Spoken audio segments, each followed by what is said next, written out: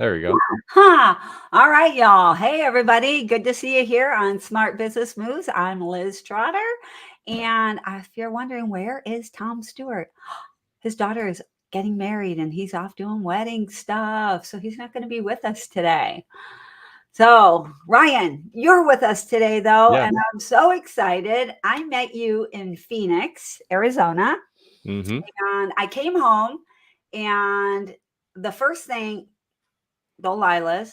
One of the first work things that I did was I sent your name over to our scheduler and said, hey, you got to get this guy on Smart Business Moves. He is so smart, so engaging, so interesting. I think I sat in your session at least twice, and I went back and listened a few more times for some more stuff because you were just so engaging and you had such good content. Oh, thank you. What was the name of that? Home Home service Fitness workshop. workshop? Yeah. Yeah, and used to be called Infusionsoft, maybe? No. That's a little bit of a bigger company. But Responsibid. Responsibid. Yeah. Yeah, Responsicon. Yeah. Responsicon. Thank you. I'm sorry. Run by Responsibid. And yeah, there's some cool things that they'll be doing recently, which we got kind of pulled behind the scenes on because we did that we were part of that brand update. But it should be interesting to see what happens with that particular show over the next couple of years. So Okay, well, I'm excited to hear about that too. So that sounds fun. All right. Well, today our topic today is Be More of You, branding from the inside out. Mhm. And Ryan, I'm wondering if you could just give people a quick people in this space probably are not going to know who you are. So just give them a quick rundown, who you are, what you do, what you love, all that good stuff. Yeah, well, I'll give my little quick version, I guess. So at 13, I had my first job as a carpet cleaner, and I was paying for an embroidery machine because I really wanted to start an embroidery company when I was 13. I don't know quite why. I didn't really know how business worked, and I didn't make a lot of money doing that. But I did pay that embroidery machine off, and then instantly sold it on eBay to go towards my car at like 15, 16 years old. But when I turned 17, or a little bit after I turned 17, I graduated high school in 3 years. I really hated the school system. I'm still not a big fan of it because I think money follows value, and not necessarily just clocking in and clocking out, and these sorts of things that it kind of that system teaches you. But so I kind of butt heads with how the world works for a long time. But I knew I wanted to start a business, and the only thing I knew how to do was clean carpets. So at 17, I started my first business, which was a carpet cleaning company.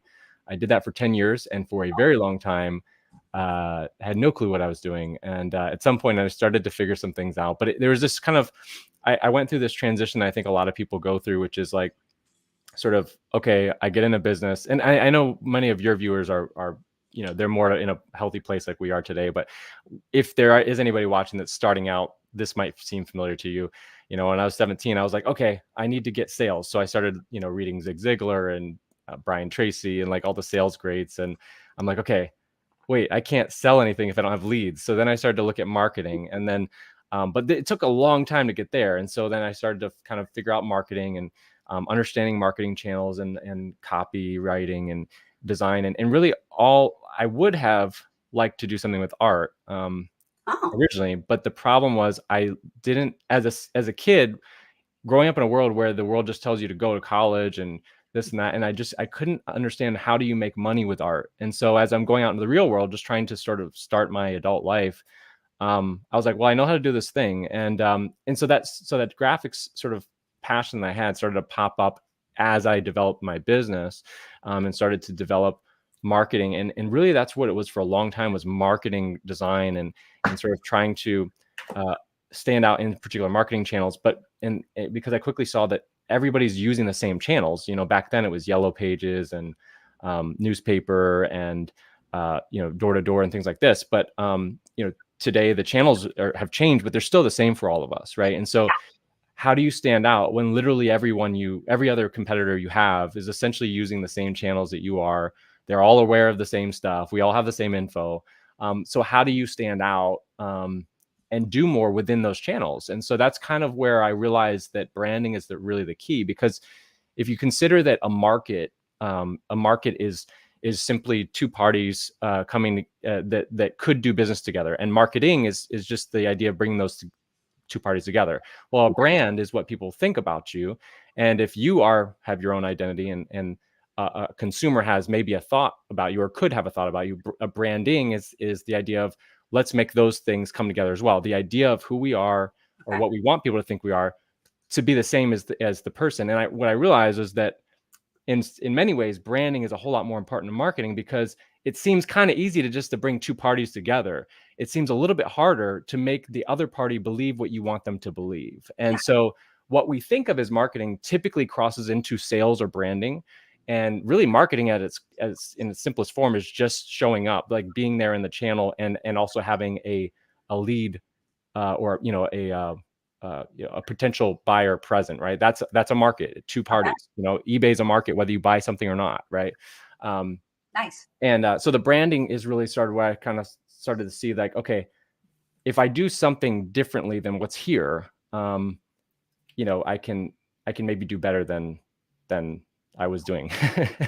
So I'll pause there, but that's kind of I don't even remember what the question was, but that's you were just giving us a little rundown on who you are, what you do, what you care about, where your passions lie. So that's about perfect. Yeah. Well, let me say one more thing, actually, if you don't mind. I always tell people, like, if I would have found a good company to work for, I probably never would have started a business. But I realized quickly, like, one of my favorite movies is Office Space, because have you seen that one? Yeah. With the red stapler and the guy, melting birds down the place. And like, that's what the world is like. Businesses suck, companies suck. And I realized, like, I probably never would have started a business if there was awesome places to work. But whenever I tried to kind of work somewhere, they didn't give me a platform to really grow from and contribute greatly to, even though I wanted to. And so I found that, I really have to just do it myself. And what I've learned through what I do today is that there's a lot of great companies. The problem is nobody can tell who you are or where you are, like, that you exist. And that's actually the problem. It's not that great companies don't exist today. It's that there's few of them, and we don't know who they are. We can't tell that they exist. And so that's what we've been blessed to be able to do today. And what kind of I'm passionate about today is that now I can sort of fix the wrong that I saw, which is that I was like, there's no good companies to work for. And I still can't find a lot of them. Now they're coming to me, and I'm like, okay, now I see you're a great company because we had 4 hours to learn about who you are. Let's try to help other people know this too. Yeah, to be able to see that you're a great company to work for without having to spend 4 hours getting to know you. Yeah, right. I love that. I love that perspective. Yeah, that's great. So while you were talking, I don't know if you could see it, Ryan, but I was sharing my screen, just sharing a little bit of your website here. Yeah, thanks. So that, we'll come back and we'll share a little bit more in a bit, and also get your free brand strategy ebook. If I click on that, will that show up? I have it up on my side, and I think I can email it to you too if you want to pull it up at some point while we're. Well, and you might want to share too. Yeah, I can share it on my screen because you can talk about stuff. Here's the problem when you're sharing. Most of the time, you can't see anything else except what you're sharing. So I don't know if that's a struggle for you. You won't be able to see our screen. But yeah, I really loved your Fractal Brand Identity book. Thought that was amazing. And you could potentially share that. But I can share the screen real quick. Also, actually, while you're doing that, somebody is saying on here, right on time. Thank you all so much. So it's sort of an ongoing joke that Tom, he doesn't like to start exactly on time. It's like, it's too much pressure. It's like showing up to a party at exactly 9 o'clock. It's like, feels awkward. So yeah, we end up typically running about 2-3 minutes after the time. And we jumped right on it pretty well today, Ryan. So you're welcome, Dee Dee Felder. All right, let's see. Go ahead. I can show us a little bit. I mean, basically, what we've I'll bring you up. Oh, okay, cool. I can bring it up. What I kind of found was, people come to us because they have and we work basically with the trades with helping them with branding. Like basically, like you have your company, you're probably, if you're making it to us, you're probably a great company if you're kind of syncing up with what we're saying. Yeah. But you feel like sort of the outward communication isn't really, doing that justice. And so we'll take a company like JMK Plumbing, for instance, and we'll maybe, it all depends on the company. People are like, well, should I update my name? Should I update? It always depends, really, because we're building from the inside out, right? We need to figure out who you are before I can recommend what's the right thing for you. But in this case, we needed to update the name. We needed to update a lot. Wait. I'm so confused. That's the same company?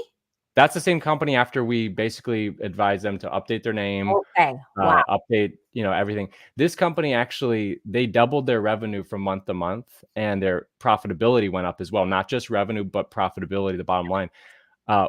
And so when he told me this after they launched, I said, oh, and what additional marketing spend did you put out? Because I always ask that question because I want to know what the lift was. And he's like, we didn't do any additional marketing than we did. So basically what's happening is they were able to use, it's exactly what I was talking about. You're in the same channels. You're saying, you're present in the same places, spending the same amount of money, but now what you're saying and how you're saying it and how you're being perceived is changing. And so that's the difference. And so you can make more money with the same stuff because you're actually finally being seen and heard the way you wanted to be. Right. Yeah. But a lot of people will come to us because they see, the sexy, visual stuff that we do. Right. And I love that stuff. It's fun to look at, but really, like you were talking about, the passion for me is really like the fact that we're doing that for companies that actually have something that they believe, something that they're trying to accomplish in the world.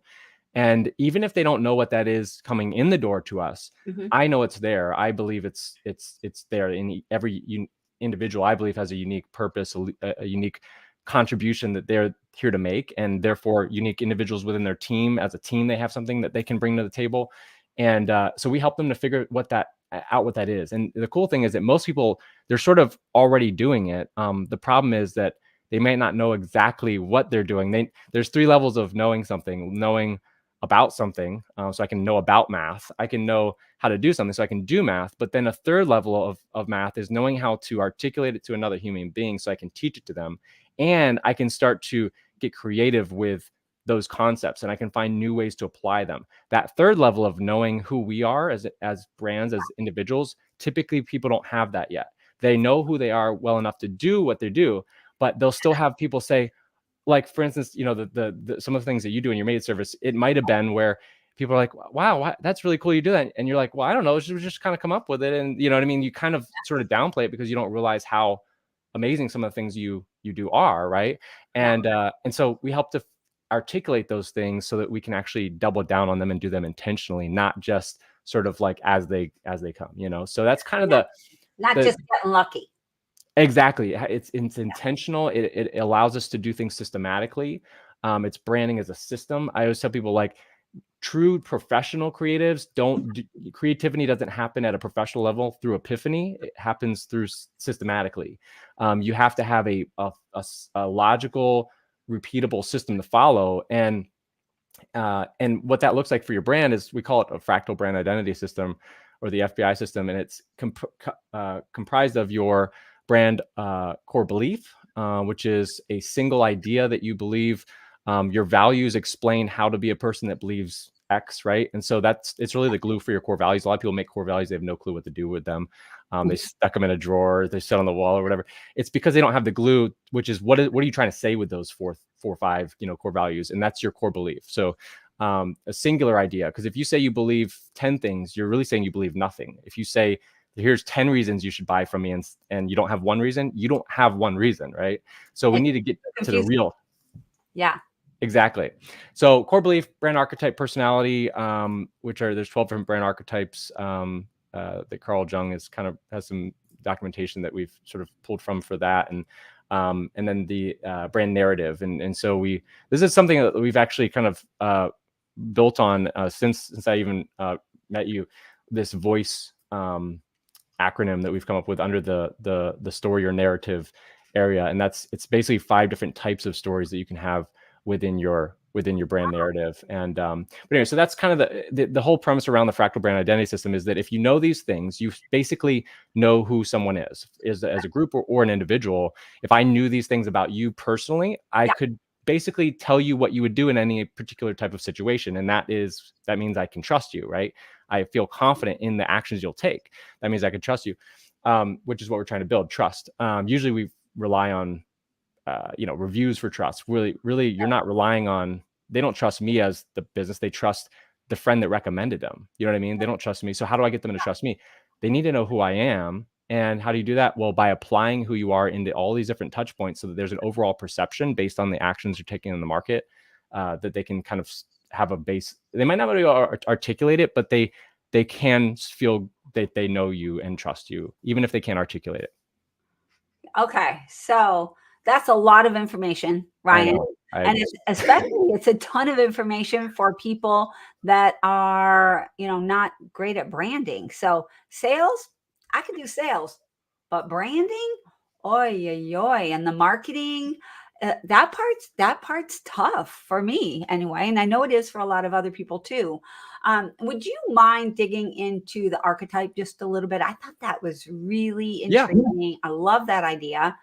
It's a really easy place to start too, because it's a place that I find is not that difficult to sort of self-diagnose, or at least get in the ballpark. And even if you're wrong, you're still like picking exact traits. But you, like, when people come in to have us rebrand them, I try many times, I'll point out that we're not rebranding them. We are taking who they already are. They already have a brand, and we're trying to actually get all of their outward facing assets and inward facing sort of structure to reflect who they already are, because they're not, otherwise they wouldn't need us. But you can kind of look at these archetypes, and these are the 4 most common ones.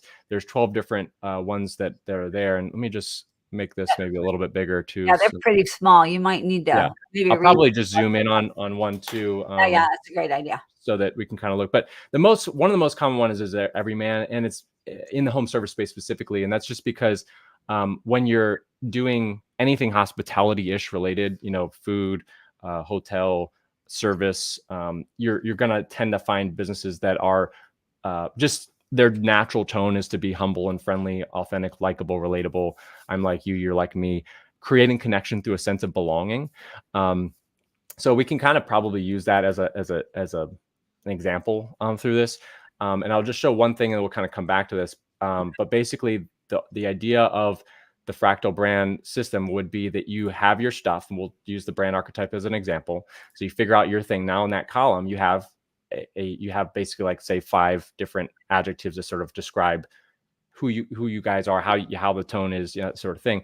And then you take that, you apply it to your a touch point for one of your 3 markets, which is your clients. That's people that pay you. Your team members, that's people that you pay. Or your community, that's anyone else that's your brand is represented to, that is not being one of these 2 groups, that you're not paying or paying you. Meaning, when you go to get lunch and you're lettered up, that's your community. You don't have to be just at the soup kitchen, right? And then so you're going to take your touch point, and then you can apply one of these 5 questions. And again, we could probably zone in on like maybe one of these as well, just so that we don't have, but people could get this guide too, just so if you could take your screenshots if you guys are watching too. But we can get you this guide as well. So but before we move, so I don't forget, we'll get it again at the end, but how do they get the guide? It's on our website. And if you end up having, so I have done where, let me type your website again. Yes. What is it? It's getprolific.com, GET prolific.com. All right, y'all. For everybody watching this, go to getprolific.com, and it should pop into all of the groups. And I can, let me send you, let me email this to you. And the most important thing for me is, so it is a lead magnet. You do have to punch in your email, but the most important thing to me is that people actually get this information. And so I can send you a Dropbox link that you can post in the chat too. And because leads are important, because the best way to help someone with their brand is for them to take the next step. But ultimately, I don't want somebody to see that there's like, oh, I don't know, put my email. Like, the most important thing is that they actually start on this, even if it's without me. But let's see here. Fractal. Oh, I'm getting an error. Let me just give you the thing here, and then they'll have it. That'd be great. Yeah. My stuff doesn't look like it's posting into the different groups and pages, but we'll try. Ah. Dawn, were you able to, I see Dawn in here. Were you able to see any of these links that I just posted? She'll let us know. So in the private chat, oh, I see. I can see the comments. Okay. Join the chat. Okay. Oh, this is the YouTube. Okay. So we're, so I can get in the YouTube one here. Okay. Anyways, I posted to you in private chat. Okay. And let me see if I can connect on the, I don't know. Dawn's checking you out right now. So yeah, maybe anyway, so here's, I'm going to post one and we'll see if it works here. All right. Links are. It's posted 3 times. I don't know. Oh, anyway. it'll post to all of the groups too. So that's good. So, yeah. So if you guys, I just put the Dropbox link in there too. If anybody wants to grab it, even while we're talking, you can kind of follow along.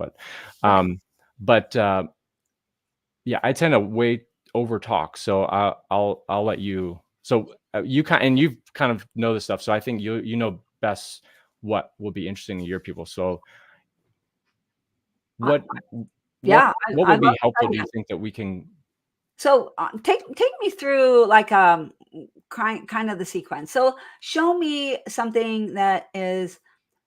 So I hear everyman. I'm like, okay, I get it. So I've got a humble company. We're friendly. Yeah. We're authentic. We're like you. We're relatable. And show me a brand, maybe something that you did, or maybe you can pull up, Target, Amazon, and how is it humble or friendly or authentic? What about it says? Yeah. So the cool thing is, maybe I'll give 2 examples. One, do you remember the example with Tommy Mello's company? Do you think that would be helpful? I don't remember it. Which one? Oh, yeah. Okay. I remember. Yes. And then I could show you something from Target as well. I'll pull it up while on my other window while I'm maybe giving the other example. Okay. But basically, when you take this, so if you take any one of these traits, and this is not just this one. So basically, when you fill out that fractal brand thing, you're going to have basically 3 columns of, let's just say, like 5 words or ideas or stories or whatever in each one. So here's your 5 words for this one. If you are the everyman brand archetype, which many people will be, just because it's not because I'm trying to put people in a box, but this is just like when I do these things, you have 4 areas: connection, legacy, independence, and structure. And that's kind of the 4 ones across. Okay. These are the top ones most likely in each of those categories, just based off of me doing like hundreds of these, things with people. So, and these kind of roughly in these order as well. But so you take humble, friendly, authentic, likable, relatable. Let's just take friendly, right? That's the easy one. Most people are like, okay, yeah, we try to be friendly with customers. But, when you're looking at your client touch points, when they get an estimate from you, are you, let's just say they call in for sort of that starts with that first call. Are you intentionally being friendly though? Have you been able to have this documented so you can say, okay, well, what's the craziest way that we could be friendly during that first phone call? That could get you a different set of answers. Or maybe you actually look at like, what is the best practices of an initial phone call? And maybe there's areas that you find that aren't inherently really that friendly, or maybe they even work in opposition to who you actually are. And you can find ways that you can sort of soften those areas up, or your team knows best. You can maybe look at the people who close the best on estimates, and you can maybe record those calls and look for those specifically. What are they doing to do that? And do any of those fall in line with, our personality tone? Or for instance, where you could look at other companies, Steal Like an Artist, taking examples of how other people are doing, applying these things, and then use them to your own for your own company. I'll find an example from Target of that one, if I can.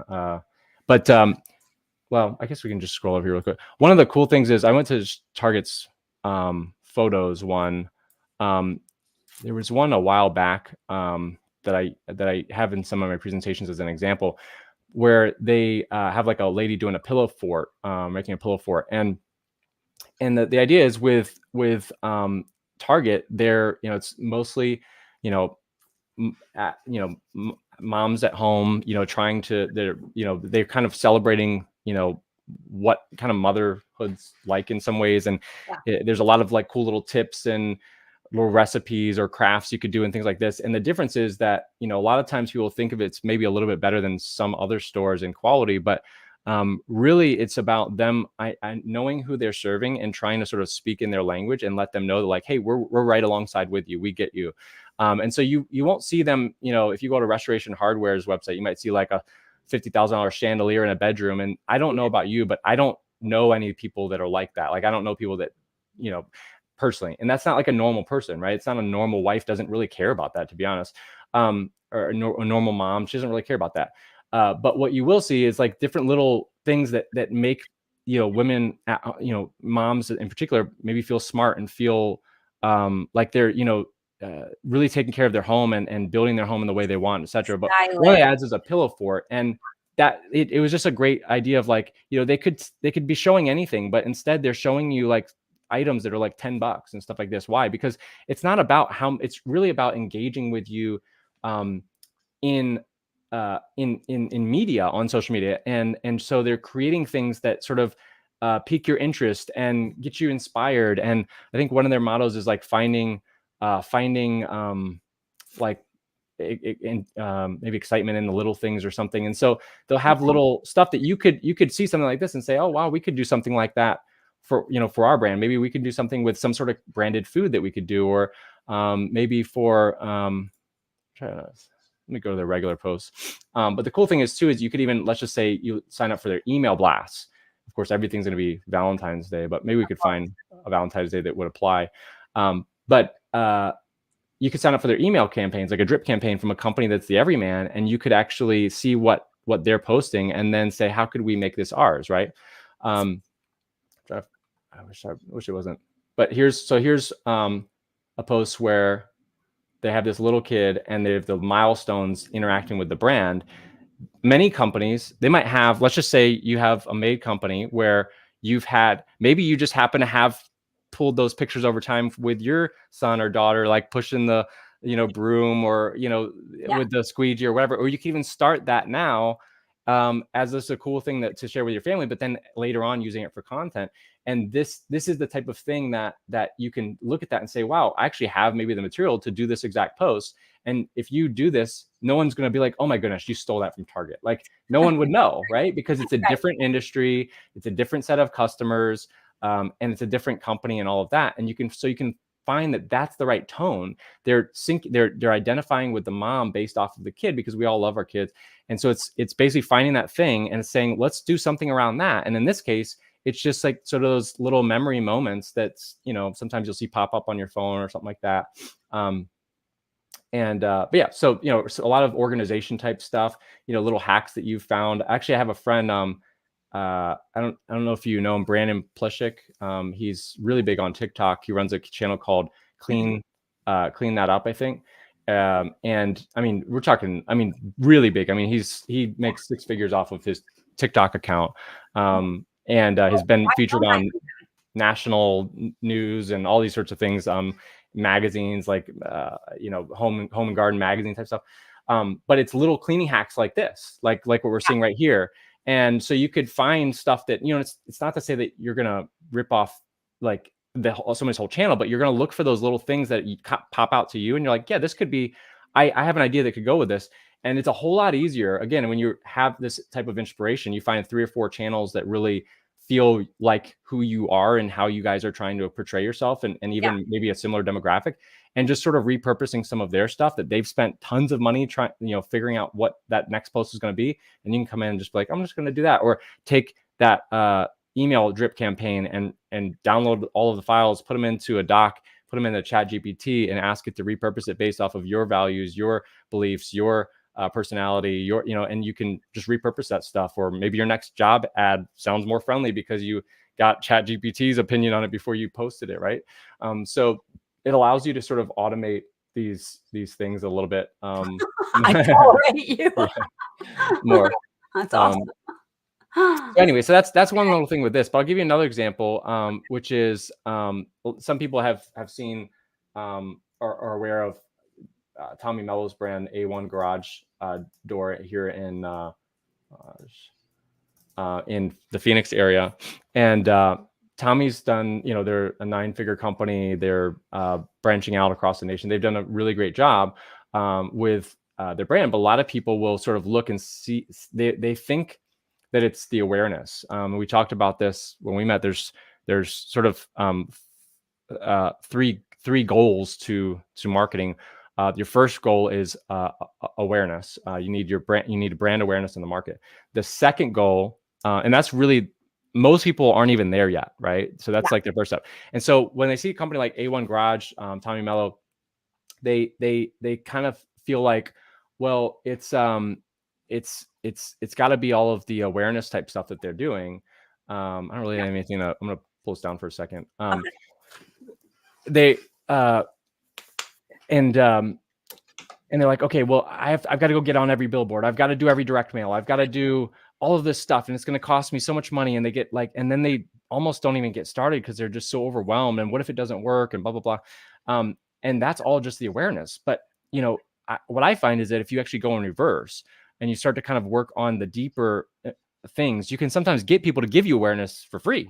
You know, this is why Tesla's never spent $1 on marketing. You know, they have a $0 marketing budget because they do stuff that's remarkable, just like you've done in your businesses as well. But with A1 Garage, you know, they said, you know, when they think about going to the job, arriving to the job on the first time, you think about how can we be friendly? They arrive, or they on the way to a job, they ask their client, they offer them a beverage, like, hey, I'm stopping to gas up. Can we get you something or whatever?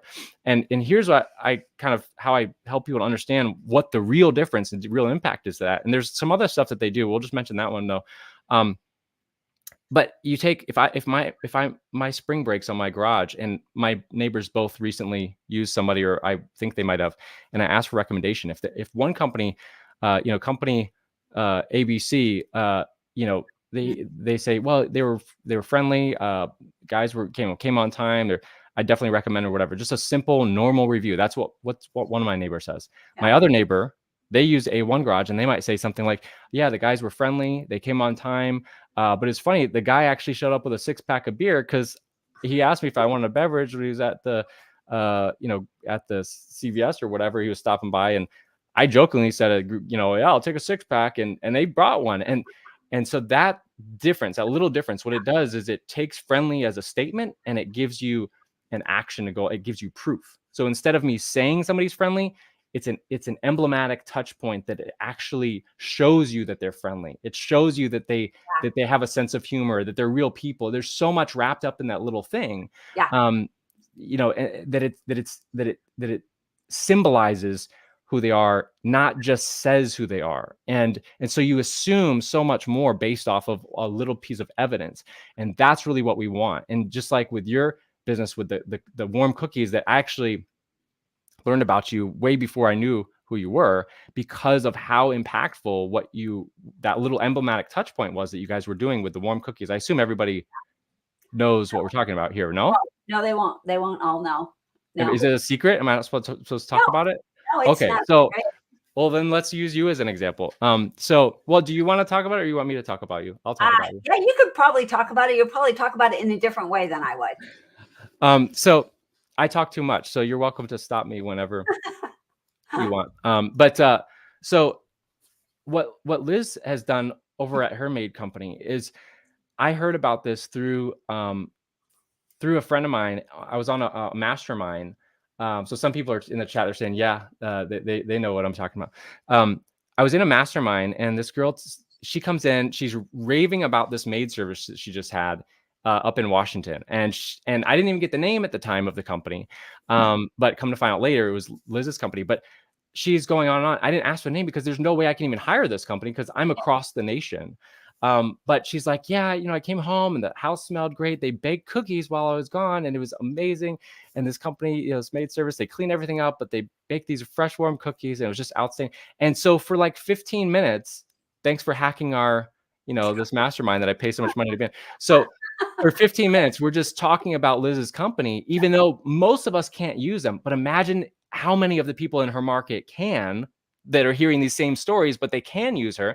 And that opens up so much doors when you know, bring in your coaching business, but also if you were ever to franchise, of course, now you have these stories that are already spreading. It's like, oh, that company's coming to town. Like we all know that. Like I have I came from Chicago and moved to Arizona, and we have a Portillo's that's coming, getting put in down the street, which is a big deal. And there's also a Illuminati's pizza, which is great. But like we're waiting for those things that we've heard of, like we've experienced them, and like, well, it's going to be awesome if this is here.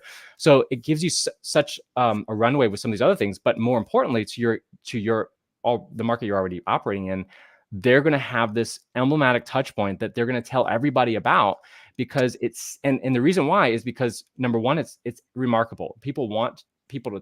Companies want customers and other business, they want the market to talk about them. The problem is they're not doing things worth talking about. All right, I'm gonna interrupt you there real quick. So I want to point out to everybody here that Ryan uses the word remarkable a lot, and some of you are just thinking remarkable like cool, fabulous, super, but he means literally people remark about your company. It is remarkable. The thing that you do makes me able to remark about it to somebody. So when you're thinking about the word remarkable, it's not the same thing as awesome or fabulous, right? It's a real thing that you want to create in your business. Exactly. People use words too loosely. Like I don't know about fabulous, but the word awesome, even like you hear somebody say that so often, like so all the time. But if you can create something that is awe-inspiring, literally awesome, that is not a small feat. That's not a small thing to say that something's awesome. And though we use it so, flippantly, but same thing with remarkable is, and thank you for pointing that out. Is that when I say remarkable, I'm talking about people that are doing things that are worth talking about. They're worth rehashing, remarking, retelling to others, because they were so different and so engaging and touch people in such a way. And here's really what happens is it's not actually the thing. This is kind of the secret with these emblematic touch points or anchor touch points or these remarkable touch points, is that it's not actually a thing. It's that they needed a thing that they could tie the whole experience to. And if you don't give them that, you leave it like up to them, and they are not communication experts. Yeah. So they're just going to be like, oh, they were nice people, good job, whatever, the same review as everyone else. What if you could control what people say by doing something that's remarkable enough that they can attach their whole experience to a single thing, right? And we talked about like how at the DoubleTree, 34% of people online that mention review the DoubleTree include the word cookie because they have the warm cookies in their lobby. And it's the same type of thing, is that is a symbol of so much more that's happening. And so what symbol are we giving people to allow them to have to point at something when they say what they're saying? Hey, this is what they did that was an example of that, right? I like to think of it like this, which I think fits right in with what you're saying, Ryan. If there are 5 of us in a room and one person is saying, asking, oh, so yeah, I've been looking for a cleaning company. Who do y'all use? And this person says, oh, this. They all say they're who they use. The company who is doing something remarkable, their client doesn't just give the name. They don't just say, oh, I use Mary Maids. Oh, I use American Made. Oh, I use Castle Keepers. They say, oh, no. You guys, you have to check out my company. They do blah, blah, blah, whatever the thing is. And it doesn't have to be awe-inspiring, the biggest, most expensive thing, but it has to be remarkable. Yes. And remarkable can be small. I think that's something that gets lost sometimes too. It doesn't have to be ginormous. It can be small, and you don't have to do it every single time. You don't have to bring the guy a 6-pack of beer every single time, right? But you do have to ask the question. Yeah. You have to have you have to have the systematic, because sometimes things become never things because we never have time, because sometimes things become never things when we're busy, and we're always busy. So basically you have to understand systematically to what degree, to what frequency, how do we open this door, what is it going to always be like, right? But it has to be I guess I'll show really quick again this my vendors should not be bringing beer to the job sites. Okay, here's another example of a company that I know of that I loved. I thought, and this is so simple too.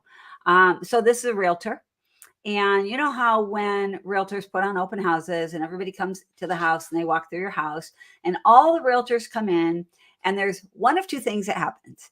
Either they have their own booties and they put on their booties, or they take off their shoes, especially if they have very like brand new wood flooring or something like that.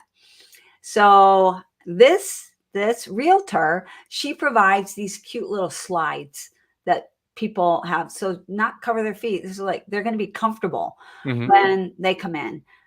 Everybody's walking around the house in these little slides that she then takes back and cleans, etc., and gives them back out to people. Costs her nothing, but everybody knows who she is. And of course the slides say her company on them.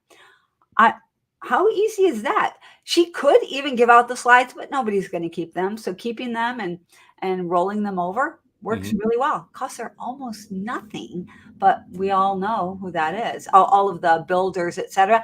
We want the lady with the slides. She's the one. There's like I don't know if anybody's like a Star Wars nerd at all, but like when we went to Star Wars, like we took these coaster when we went to the Star Wars part in Disney, like we swiped so many of these coasters, and I give some of them out at holiday times, because it's like it's not just a coaster, it's like the coaster from from the bar there, a real thing. And it's literally a free thing, but to the right person it can mean so much more.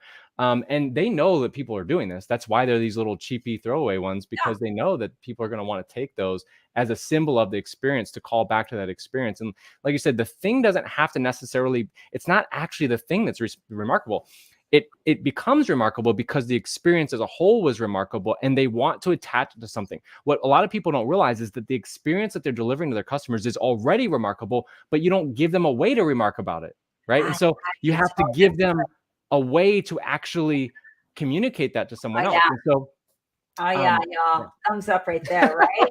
You're already doing it. Give them the words. Tell them what to say. I love that. So good. And when they say, man, when they say the cookies, they don't care about the cookies, right? It's that they care about the overall experience and the people, and they finally have a way to actually articulate it to another human being in a way that, because the secret is that when you experience something like awe or comfort or warmth or laughter, and your body literally has a physiological change to where you laugh at something, like you're overfilled with something, so that there's too much going on inside that you externally have to do something.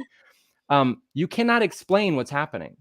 So what do you need to do? You need to attach something that they can try to explain with, right? And so you attach, sometimes it's a physical object, sometimes it's, just a unique experience or whatever. And it allows them an outlet to do that. It's almost like their laughter, that remarkable thing. It's almost my outward way to be able to exclaim it now.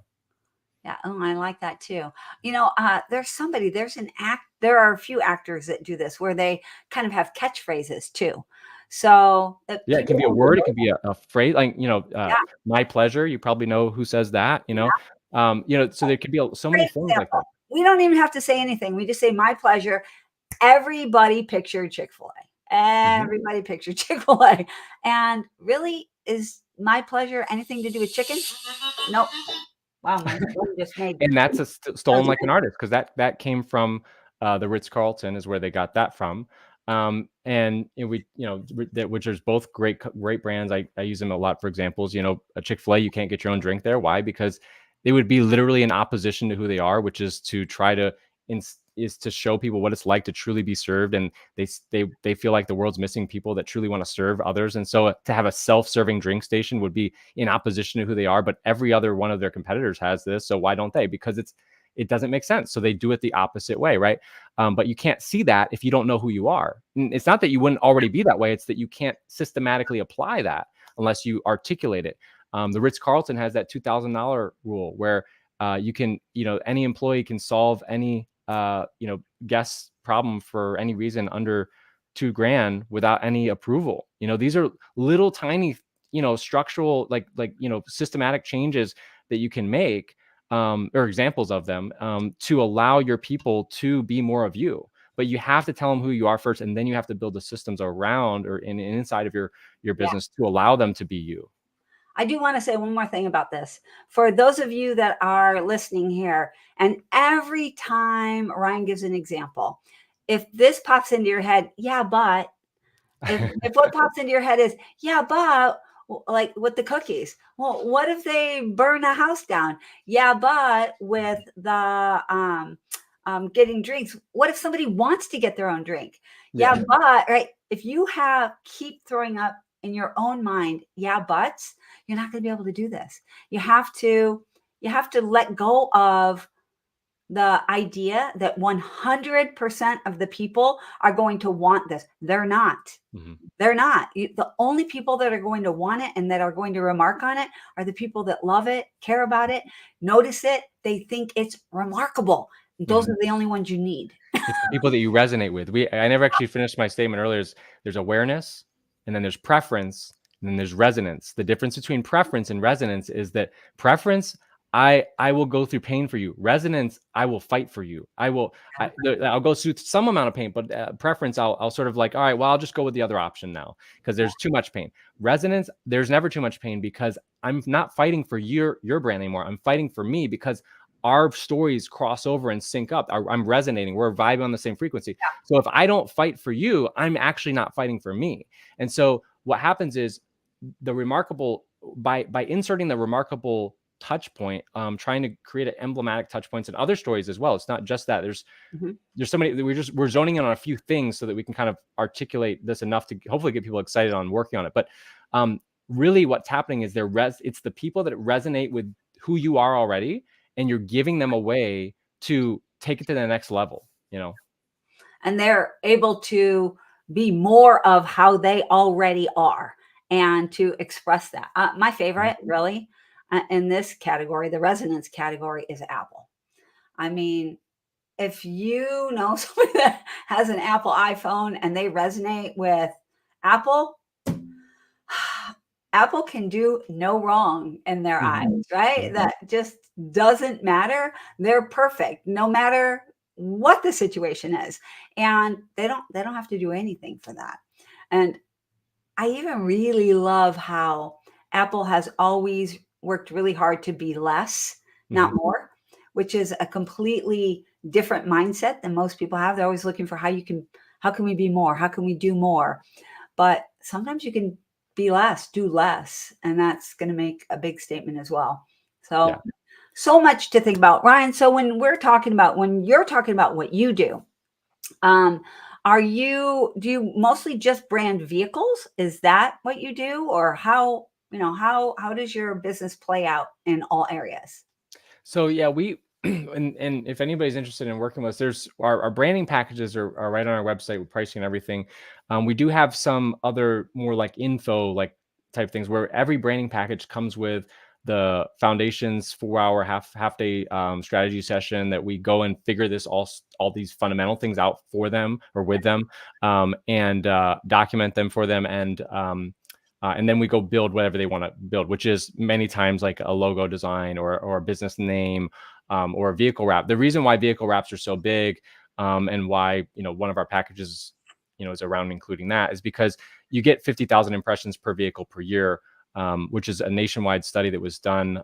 You can find documentation, and that's probably on our website somewhere. But a lot of people don't realize that every vehicle that you have on the road or that your people are driving, they're getting 10 million. If they're full-time worker, they're getting 10 million impressions per year. That if you don't have it lettered at all, you're not capitalizing off of that. So a lot of times I'll encourage someone in the MAID space that, maybe your insurance doesn't allow you to letter it up on a personal vehicle, or but figure out what could you do to capitalize off of some of those impressions, because if you have 10 vehicles on the road full time, you're missing out on 100 million impressions per year that you are already getting. You're just not attaching your brand to those impressions.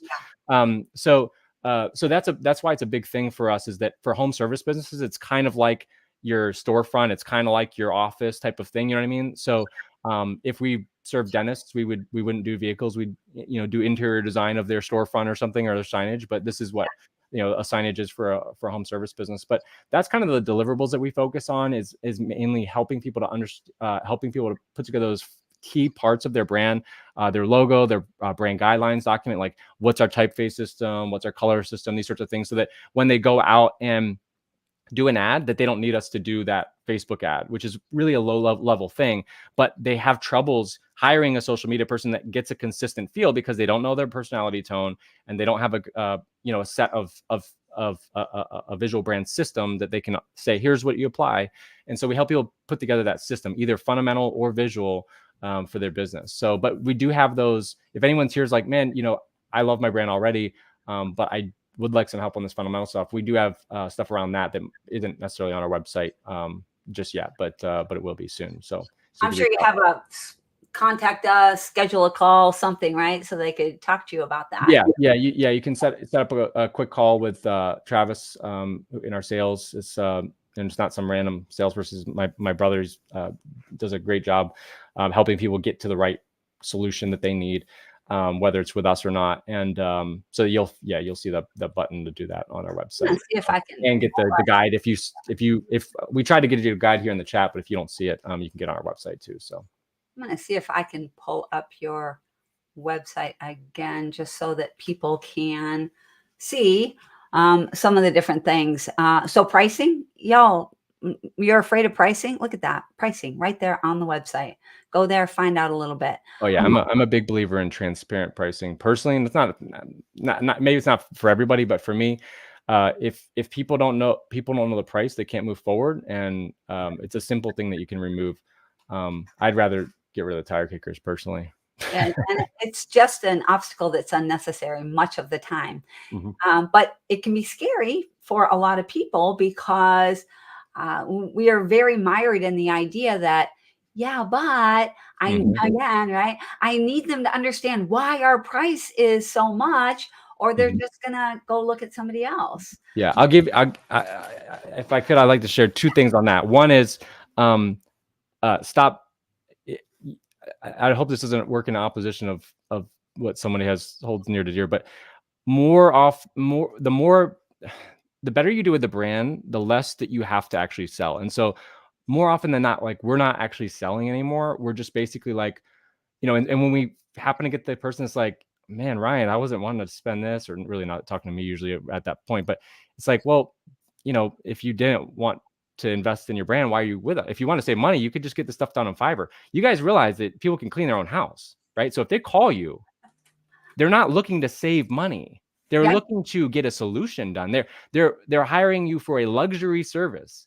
And so that, I mean, I know it's a little bit that we work with business owners, so we get to kind of have a little bit more of a our brand personality, let's say, is not the everyman, right? And so we can be a little bit more sort of candid with people, et cetera. But but you can still find ways to say, look, this is like, you came to us because of X, Y, and Z. Was it really the price? And if so, here's and you can find solutions to get that to that person, but it's probably not your best fit if that's what they are there for. But the other thing I want to mention is that it took me a long time in business to figure out that what you want to do is you want to, with all those buts, here's how you contradict that, is I would say, but how do you know what your customer's thinking? Why are you making the decision for your customer? When you give them one price instead of three, why are you making the decision as to the exact price that they're willing to pay? Give them another option higher.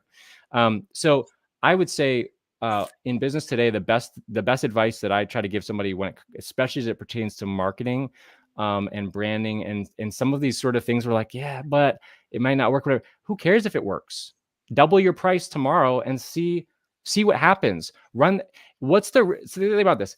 Double your price tomorrow, and let's just say nobody books over the next 2 weeks. Right. What's the worst case scenario? You learn that you can't double your price, so then you reduce the price back down. But what if 50% of the calls book? What if one person does at double the price? Right. All of a sudden it validates. All of a sudden you validated something that you didn't know. And so what you want to do is dictate to the market what things should be like. I'm not saying go out there and be greedy. What I'm saying is that some people know absolutely that if they don't raise their price, their business will not be around in 5 years, and they're refusing to do it today. And if that's somebody on here, that's a tough truth that you got to swallow that pill. Raise the price to what you know it needs to be, regardless of what you think the market will do, and dictate to the market what should happen. Allow the market to validate your idea or invalidate it, and then don't be too arrogant if you're wrong. It's not a big deal. Then we'll find another way.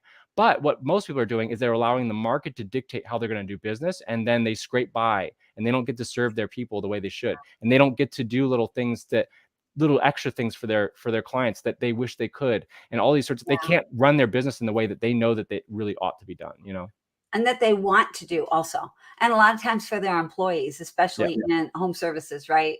A lot of business owners are in it for their heart, and they want to be able to do for their employees. They want to be able to do more for their clients, and the money's holding them back, where the money might actually be there for them to be able to do all of the things that they want to do. When you stop focusing on money, I find that the less I focus on money, the more I actually would charge somebody. The reason why is because if I don't care about the money, I can charge whatever I want.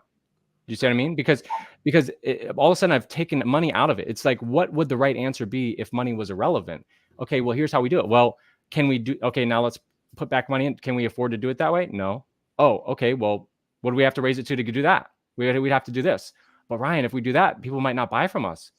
Well, I don't know if they'll buy or not. Why don't we try it and see? Oh, wait, they keep buying. Oh, well, great. Perfect. Now we can do it the way we want to do it, and the way we need to do it, and the way that is best for our brand, and the way that because it's just like Henry Ford said, if you ask people what they would want, they would have told you a faster horse. And guess what? It's a whole lot more expensive to build a new thing from scratch, right? But that's what he knew things needed to be like. And so he dictated what the market would be like and allowed people to validate it. And if it didn't work, we just never would have had a car. No big deal. We'd all still be on horses. Yeah.